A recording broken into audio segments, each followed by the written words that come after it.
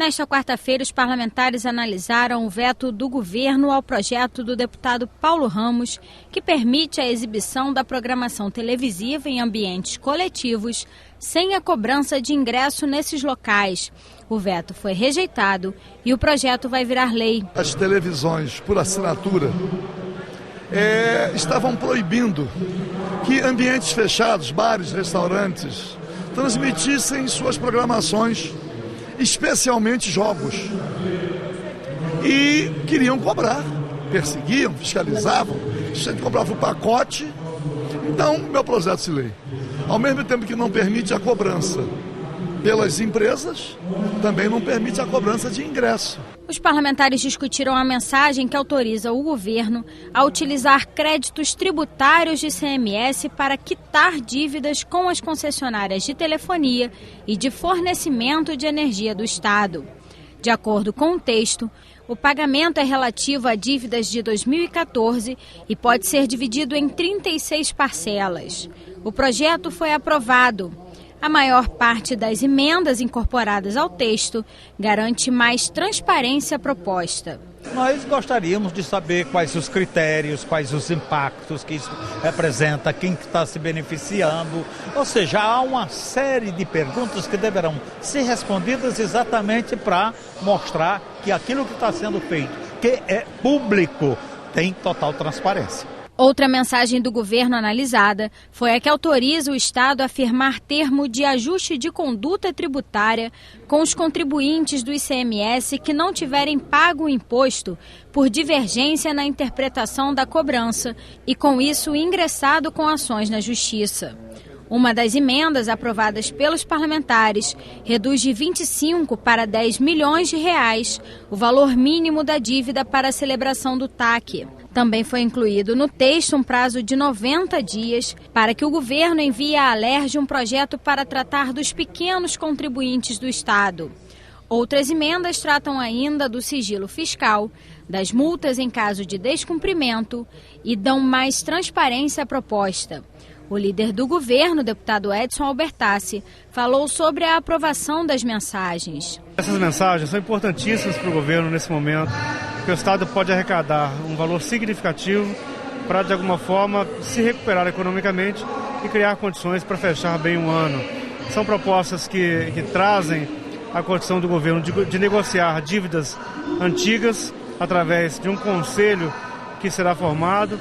Também uma segunda mensagem que permite ao governo quitar dívidas de serviços como energia, telefone, enfim, vários serviços, que está dando condições ao governo de fazer isso em 36 vezes, antecipa essa discussão para agora e se organiza também do ponto de vista administrativo. O Rio de Janeiro pode ter um programa de incentivo à arte do grafite. A proposta da deputada enfermeira Rejane cria o projeto Grafitarte, que autoriza a pintura em viadutos, muros e paredes dos prédios públicos do Rio. O texto determina que as ideias dos artistas devem ser aprovadas pela Secretaria de Cultura do Estado. O projeto recebeu 2 emendas e retornou às comissões. E foi aprovado o projeto do deputado Carlos Mink, que autoriza o governo a conceder isenção de ICMS para produtos derivados de materiais reciclados da construção civil. O texto segue para a sanção ou veto do governador. O Estado do Rio pode proibir a fabricação, venda, transporte ou distribuição de armas de brinquedo. A proposta é da deputada Marta Rocha, que propõe também o recolhimento das réplicas já existentes em postos de coleta. O projeto cria ainda a Semana do Desarmamento Infanto-Juvenil. O texto foi aprovado e ainda vai passar por mais uma votação. O que me levou a apresentar esse projeto foi a recorrente notícia de roubos praticados com simulacros. E percebendo o quanto esse material estava disponível e quanto esse material acabava causando um impacto na vítima, porque ele aparenta ser uma arma. Eu acho que o lugar de criança é na escola. Eu acho que eu quero resgatar a brincadeira de rua, eu quero resgatar o esporte. ter uma arma de brinquedo não é algo que uma criança precisa ter, né? Eu acho que a gente tem que recuperar a rua. A rua é importante. Então, o que nós fizemos foi trazer para debate nessa casa, né, uma nova visão, né, entendendo que proibir, de um lado, esse tipo de equipamento vai evitar o uso desse equipamento em prática de roubo e, ao mesmo tempo, levantar essa discussão, né?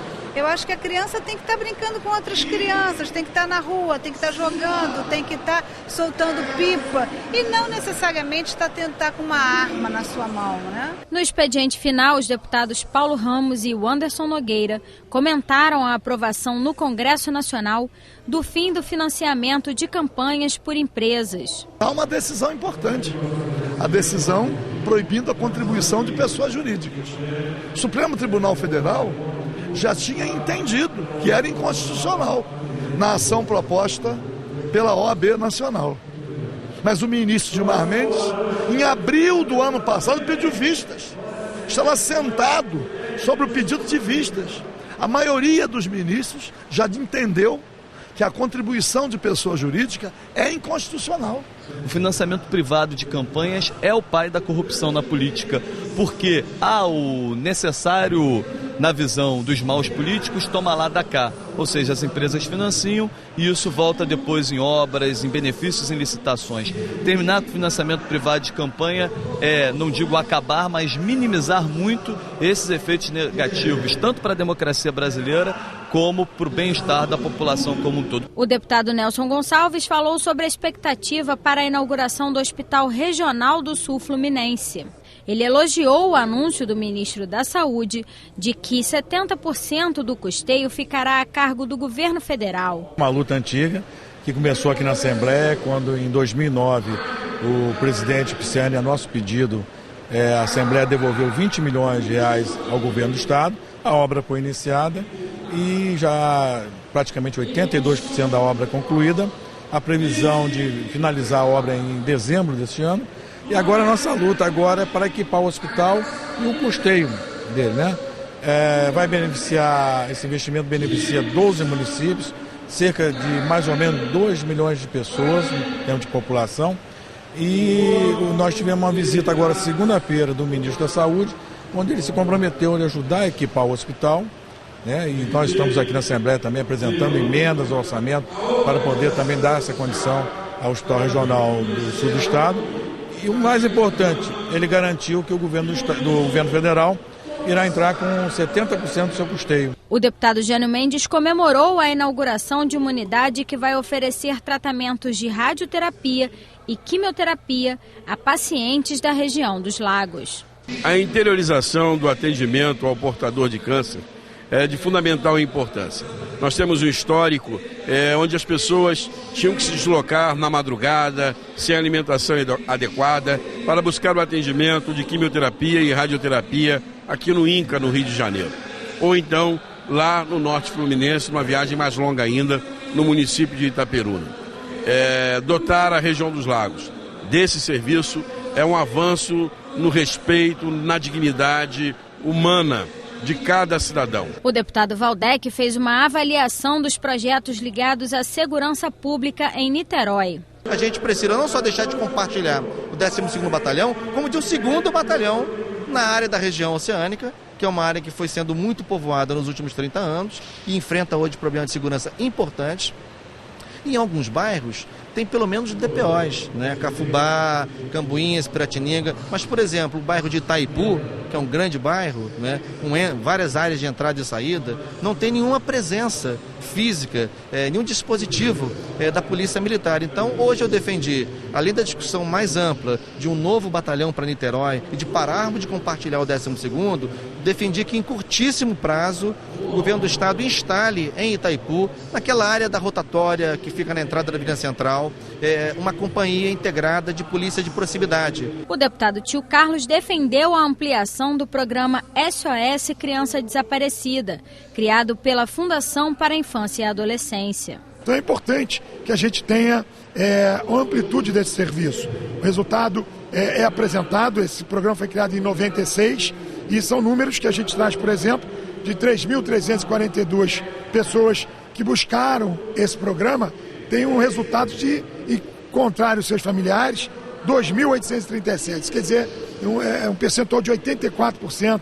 Isso para a gente mostra que esse é um programa que, se cada vez mais for fomentado, se for mais ampliado, a gente ainda pode ter índices melhores. O deputado Conte Bittencourt falou sobre a avaliação feita pelo Ministério Público Federal a respeito do cumprimento da Lei da Transparência pelos 92 municípios do estado. Estamos muito aquém do desejado, nos 92 municípios.